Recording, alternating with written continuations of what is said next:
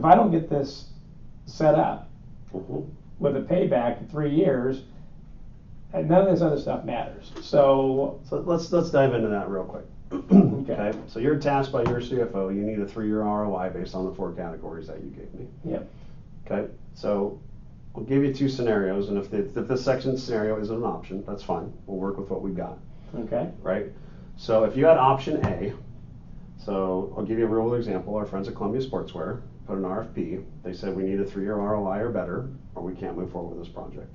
Okay. Same scenario as mine. Right? Same story as yours. Basically using the same categories you're using. Okay. Okay. Came back, they put an RFP out. Everybody out there came in somewhere about 2.5 years to 3 years on the ROI by just doing lamp replacement.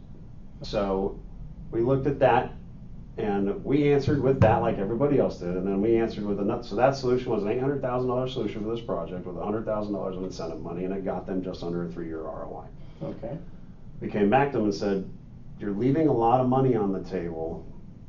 If you're willing to spend more money up front, you're going to get a better return on your money long term. If you're willing to put controls in place, because we're leaving about 1 million kilowatt hours a year times 12 cents a kilowatt hour on the table. So if I did some quick math on that in this particular, I'm not saying this is your situation, I'm just saying this is the situation we're in. If I take 1 million kilowatt hours a year times 12 cents, it's $120,000 a year I'm gaining every year on controls by having the controls piece in there. Okay. The new project that we pitched them was 1.75 million. Like, come on, I can't talk. That's way out. Let me finish. Okay. It was 1.75 million with a $630,000 incentive instead of 700 or 800,000 with a $100,000 incentive. So out of pocket for them went from 700,000 to 1.1 million.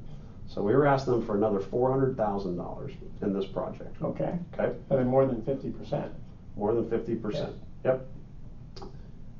Their total cost of ownership on the project, not return on investment, their ROI went up to almost 4 years, but their total cost of ownership actually was a better return on their money than the $700,000 project. I don't think you're hearing me, because what you just told me there is that's I can't go over 3.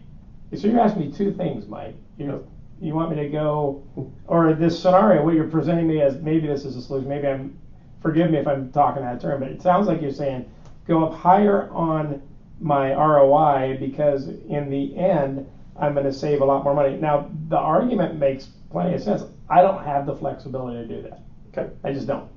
Okay. Who within your organization set that policy? Well, I told the CFO, I am in meetings with that guy every week as far as all the different purchasing I'm doing, and all of us in the procurement department are. And that's, bottom line, if these kind of capital jobs don't have a 3-year ROI, that is essentially, I almost cannot get a raise no matter what else I do in my job if that's the scenario. Okay. So I don't want to affect your income because I need to make you look good in this process. Well, thank you. Right? Okay. And I don't want you to financially hurt because of something you did. Okay. So that was Columbia Sportswear's policy as well.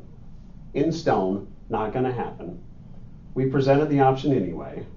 The CFO came back and said, why in the world would we ever do the cheap option?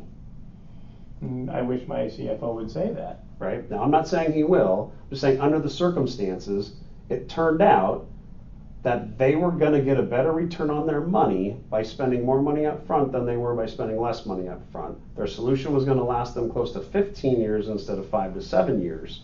And they weren't going to be coming back and redoing this project and having disruption to their business every 5 years. They're going to go out probably 15 years before they ever have to go touch their light fixtures in that building again. So looking at it from a different set of glasses sometimes, policies, I understand, I've got policies within my own company and we try to stick to those. There's always an exception to the rule if the exception to the rule makes good financial sense. And in your situation, I'm not saying it will automatically, but I'm saying it's probably a conversation we should have with your financial people, because we're seeing this more and more often in the jobs we're presenting, is that a little more upfront, call it an insurance policy, call it whatever you want to call it, a little more upfront gets you better return on your dollar down the road. And depending on how much of a disruption a big lighting project is to your business, may have an influence on it as well. For them, it's more of a disruption to get in and bring all the equipment in and get to the fixtures that they need to get to. They don't want to do that unless they absolutely have to. So presenting a solution that gave them a 15-year runway instead of a 5-year runway was something that caught their attention almost immediately. Yeah. Your situation may be different or it may be the same, but you might not be the right person to make that call. And so, well, what do you mean by that? I mean, this is my job. This is my response. I mean, I'm the guy tasked with this. correct, but if, Is there a CFO? Sure, but if your CFO is saying you need 3 years and it's that way or my way or the highway, it probably needs to come from that guy to say, I'm willing to look at an exception to this rule based on what you're telling me. well, that's exactly where it would have to come. And right now, I kind of feel like you're that I'm feeling pushed into a corner on this because I need a solution and I really need to deliver it to my boss that says, I got solved what you asked me to solve.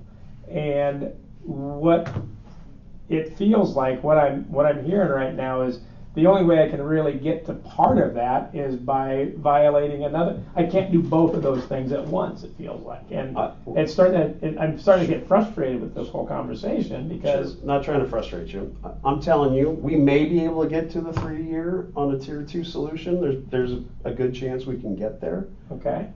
I'm telling you, I wouldn't be doing you a service if that's all I educated you on.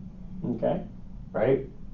If there was a better way, if there was a better mousetrap out there that made your company more money over the long haul, and I was in the lighting industry and I didn't bring you that education piece, Right.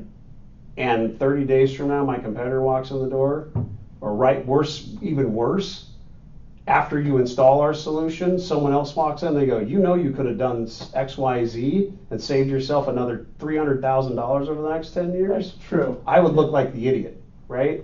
The last position I want to put myself in is looking like someone who didn't give you all of your options on the front side and let you understand your options the whole way through.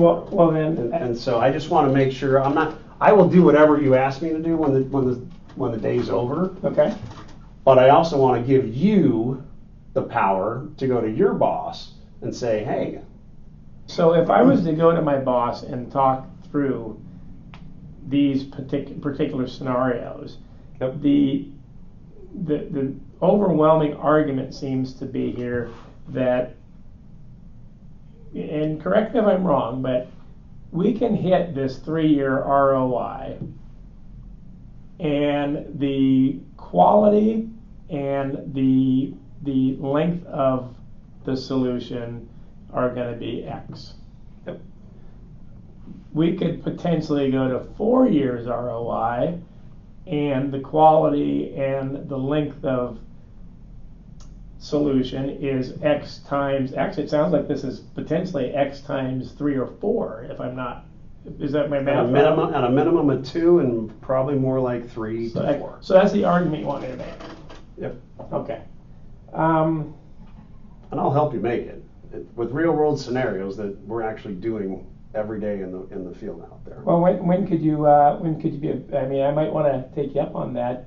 Would you be available to come in for a meeting with the CFO? I would happily come in for a meeting with the CFO. If he's Okay. here now, I would chat with him right now. If he's down the hall, bring him in for a few minutes, and if nothing else, just get a high level conversation and see where he stands on it.